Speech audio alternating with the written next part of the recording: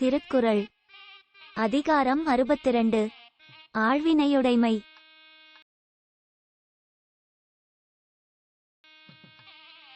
அருமை உடைத்தென்று அசாவாமி வேண்டும் பெருமை முயற்சி தரும்.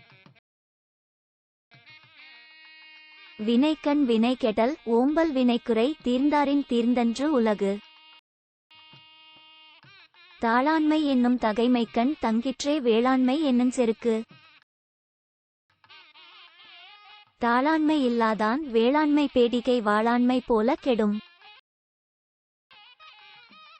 இன்பம் விழையான் வினை விழைவான் தன்கேளிர் துன்பம் துடை தூன்றும் தூண். முயற்சி திருவினை ஆக்கும் முயற்றின்மை இன்மை புகுத்திவிடும். மடியுளாள் மாமுகடி என்ப மடியிலான் தாளுளான் தாமரையினாள். பொறியின்மை யார்க்கும் பழியென்று அறிவறிந்து ஆழ்வினை இன்மை பழி. தெய்வத்தான் ஆகாதெனினும் முயற்சிதன் மெய்வருத்த கூலி தரும்.